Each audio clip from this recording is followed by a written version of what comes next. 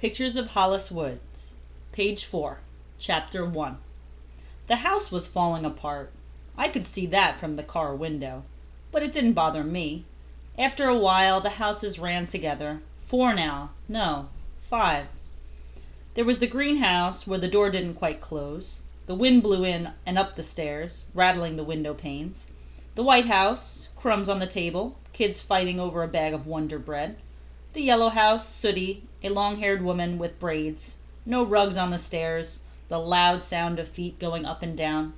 Ah, and the house in branches, Stephen's house. But that house was different. I'd never forget that one. Don't think about it, Stephen said in my head. I did that a lot.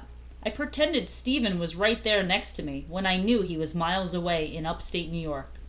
I wondered if he ever said to himself, "What is Hollis Woods doing right this minute?" And did he put my words in his head? The driver turned off the motor. For a moment we looked out at the trees, the leaves with just a tinge of red this October afternoon. "We're here, Hollis," she said. A woman in sweats, a mustard stain on the front from the hot dogs we had eaten on the side of the road. Those hot dogs were a mean lump in the middle of my stomach, sloshing around with the Mountain Dew. She tried to talk all the way, but I hadn't answered. I slumped in my seat, feet up on the glove compartment, wearing an A&S baseball hat with the brim yanked low over my forehead. "If someone looks into your eyes," I read in a book one time, "he'll see right into your soul." I didn't want anyone to see into my soul. I knew she was dying to tell me to get my sneakers off her dashboard, but she didn't. She was waiting to deliver her speech. I could hear her getting ready for it with a puff of breath. "This can be a new start, Hollis. A new place." She licked her finger and scratched at the mustard stain. "No one knows you. You can be different. You can be good. Know what I mean?" Maybe she gave that speech to every foster kid in every driveway as she dumped them off like the UPS guy dumping off packages on a busy day. But I didn't think so. I had looked into her eyes once, just the quickest look, and I hadn't seen that she felt sorry for me, that she didn't know what to do with me. Too bad for you, mustard woman. I hummed a little of "The worms crawl in, the worms crawl out." "She was an art teacher," the mustard woman said, pointing to the house. "Retired now. I'd never met her, but everyone at the agency says she's wonderful with kids." Her voice trailed off. But I knew she had meant to say, "kids like you." I walked my feet up the dashboard, so my knees came close to my chin. "Nobody's been here with her for a while, but Emma said it would be a good place for you." Emma, the agency hotshot. She had probably said, "What have we got to lose?" "A good place for an artist like you, Hollis," the mustard woman said. "Mr. Regan—" I drew in my breath. The old man. I closed my eyes as if I were ready to doze off. "He wanted you to have a chance to work at your drawings. He said it would be a crime if you didn't." I tried to yawn, but the front door opened and a woman came out on the porch with a mangy orange cat one step behind her. I didn't bother to give them more than a glance. What did I care what the woman looked like? But next to me, the mustard woman took a deep breath. I cut my eyes in the direction of the house. I was good at that, seeing everything without turning my head, without looking up, without blinking. I did blink then, of course I did. Anyone getting a first look at Josie Cahill would do the same. It wasn't just that she was the movie star beautiful, or that she was wearing a blue dress made of some filmy stuff that floated around her and rings on 8 of her fingers. It was this. She had a knife in one hand. She held it out in front of her, so it caught the glint of the late afternoon sunshine and became a silvery light itself. "Lordy," the mustard woman breathed. I sat up straight, wondering if I should open the car door and run, or reach out and push the button down, locking myself in. The knife woman came close enough for me to see that the movie star face had dozens of tiny crisscross lines on its cheeks and across its forehead.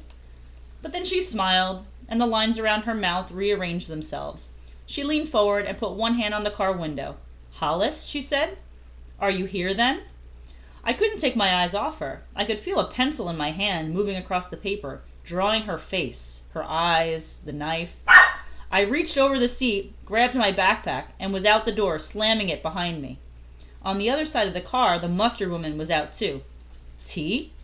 The movie star asked the mustard woman, as if we're reading her grocery list. Coffee, lemonade, orange juice. The mustard woman shook her head. She was still thinking about the knife.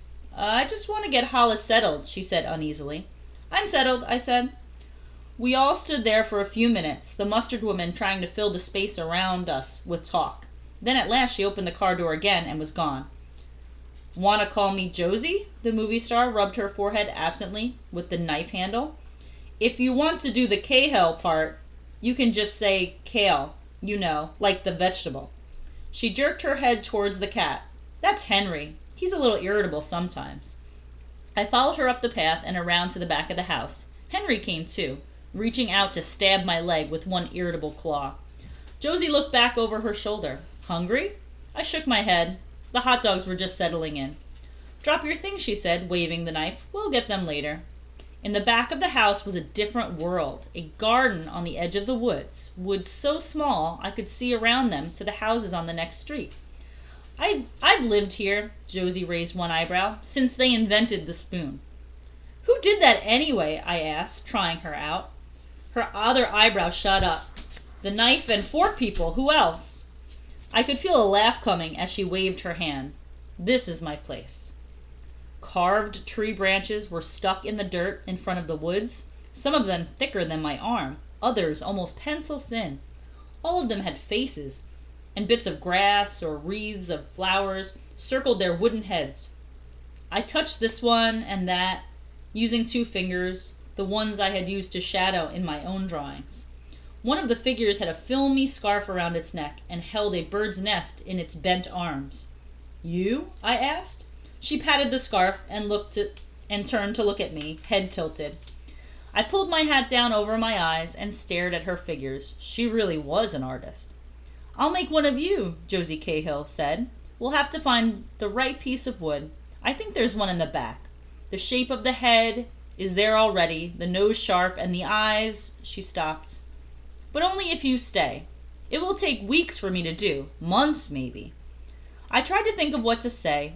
I never stayed anywhere for long before I ran.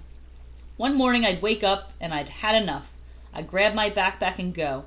I'd hang out in the city, see a couple of movies, or, if the weather was nice, I'd head over to Jones Beach and sleep under the boardwalk. Sometimes it took them days to find me, but they never sent me back to the same place. The people in their houses had probably had enough of me, too. Josie waited for me to answer. I raised one shoulder. I'm not sure.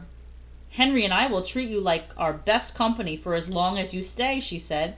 Henry crouched at the top of the path, eyes slitted, tail switching at me. I'm glad he's not a tiger, I said, feeling that laughter again. Josie's eyes danced. Maybe we'll go back and cut that piece of wood anyway. A table leaned against the back of the house, an old redwood table with tools, a drill, an axe, knives sharp enough to split hairs. I reached for the axe, then followed Josie Cahill into the woods, and in my head I told Stephen, I may just stay for a while. What do you think of that?